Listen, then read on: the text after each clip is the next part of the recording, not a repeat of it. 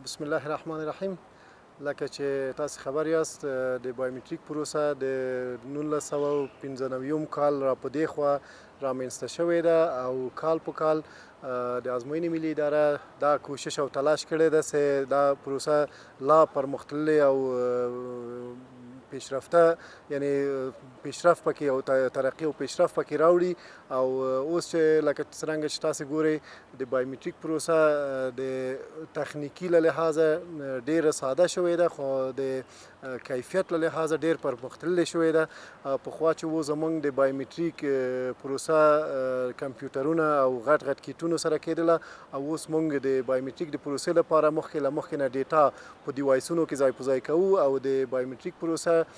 ډیر په اسانه توګه سرته رسیږي او د هر نوماند یا داوطلب لپاره یعنی حد اکثر 20 ثانیې وخت نیسي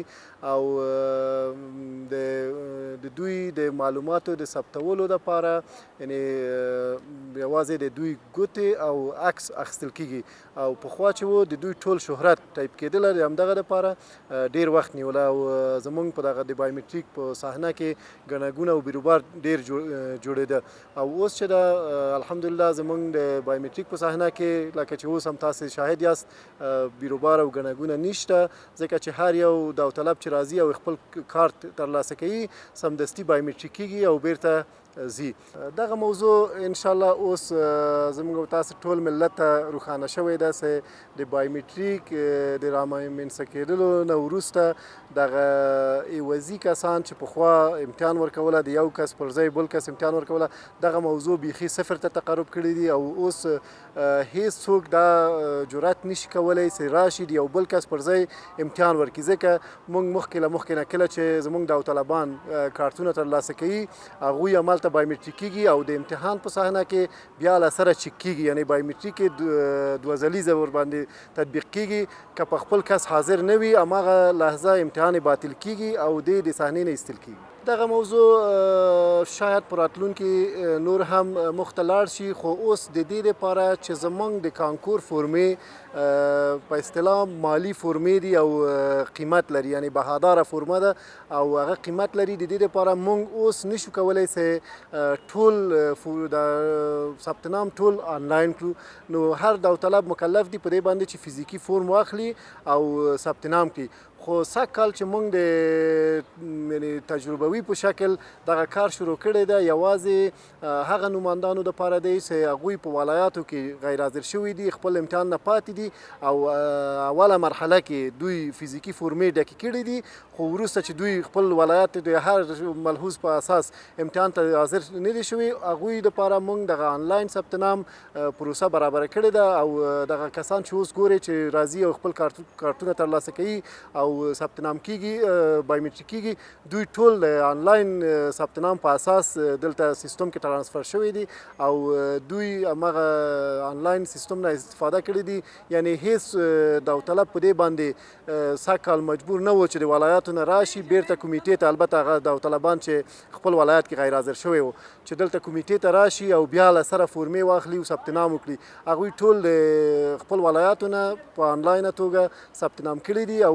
اوس د دوی امتحان هم د کابل د متفرقه په دوره کې تنظیم شوی دی ان شاء الله جمعې ورځ پس له غرمې د دوی امتحان دوی نه اخیستل کیږي. لکه څرنګه چې تاسو خبر یاست اوس دغه د داوطلبانو د کارتونو پر شا موږ یو سلسله معلومات درج کوو چې په هغه کې دغه موضوع هم شته دی چې د کوم داوطلب نوم یا د پلار نوم یعنی په مجموع کې په شهرت یې یا فرزند فراغت په کال کې یا د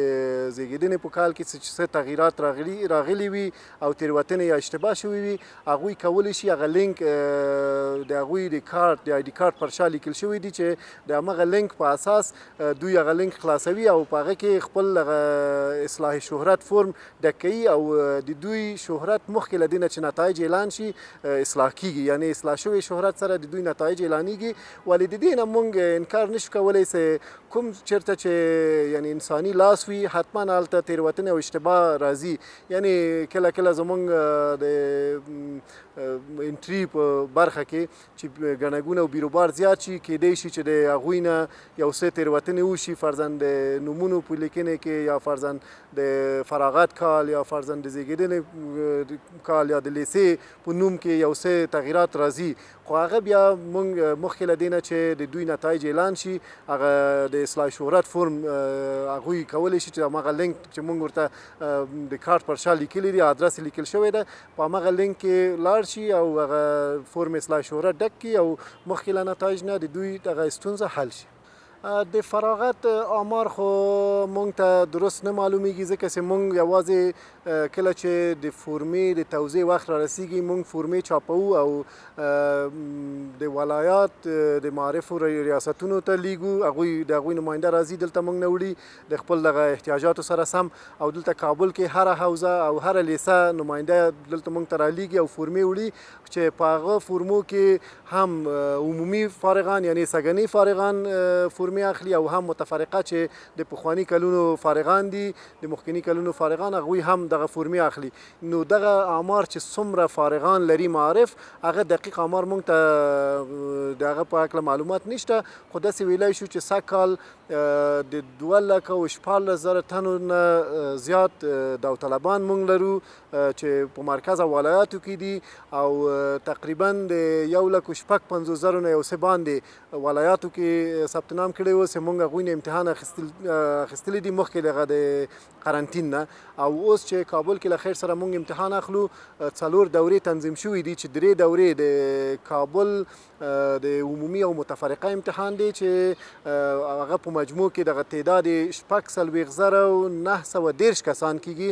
او دا څلورمه دوره چې د متفرقې لپاره یعنی د کوم غیر حاضران چې د ولایاتو نه دي او دغه شبانه فورمې چې کوم داوطلبان اخیستي دي او د مدارسو نه چې کوم فارغان دي چې فورمې اخیستي دي په مجموع کې چې زمونږ څلورمه دوره تشکیلوي د دوی تعداد 11,314 تنو ته رسیږي چې انشاءالله نن به له خیر سره زمونږ د کارتونو د توزیع او د بایومتریک پروسه تر 4 بجې پورې ختمیږي او هغوی دا کوم کسان چې رسیدلی دي او یا را رسیږي دوی ټول کولی شي چې خپل دغه کارتونه ترلاسه کړي نن تر 4 بجې پورې او بایومتریک پروسه کې شامل شي او سبا ته زمونږ دغه د ډیټا د سورت او تنظیم کولو لپاره ځانګړې شوې ده او پنجشنبې او جمعې ورځ انشاءالله به له خیر سره د 1400 کال کانکور د 4 دورې چې کابل کې اخیستل کیږي دغه د کانکور پروسه په همدغه 4 دورو سره ختمیږي.